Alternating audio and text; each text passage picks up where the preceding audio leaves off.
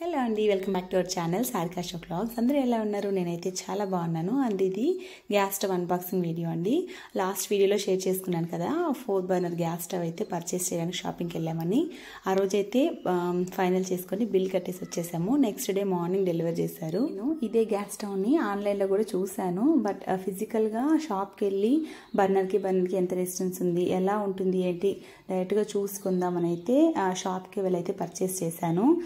Butterfly, ప్రీతి, prestige ఇలా చాలా రకాలు ముందైతే చూశాను.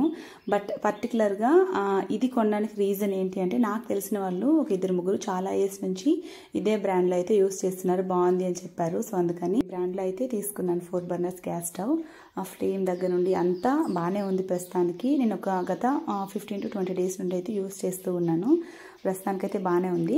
బట్ బేసిక్ ప్రికాషన్స్ అయితే ఖచ్చితంగా తీసుకోవాలి స్టీల్ దాంతో కంపేర్ చేస్తే. ఇంకా 4 బర్నర్స్ గ్యాస్ స్టవ్ సుజాతలో, వీడియం ఇలా వాటిలో కూడా చాలా బాగున్నాయి. కావాలంటే మీరు దాంట్లో కూడా చూడొచ్చు, వాటిలో కూడా బాగానే ఉన్నాయి. బట్ నేనైతే ఫైబర్లో తీసుకున్నాను. ఒక థింగ్ ఏంటంటే, ఏదైనా పప్పు కానీ పాలు కానీ పొంగినప్పుడు గ్యాస్ స్టవ్ కిందకి వెళ్ళిపోకుండా పైన అలానే నిల్చుంటుంది.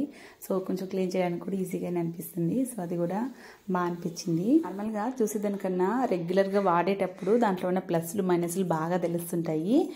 తొందరలోనే దీంట్లో ఉన్న ప్లస్లు ఏంటి, మైనస్లు ఏంటి అండ్ డీటెయిల్గా ఏ బర్నర్ పైన మనం ఏ వంట చేసుకుంటే ఈజీగా ఉంటుంది అన్నది డీటెయిల్డ్గా ఆ వీడియో అయితే చేసి అయితే పోస్ట్ చేస్తాను తొందరలోనే.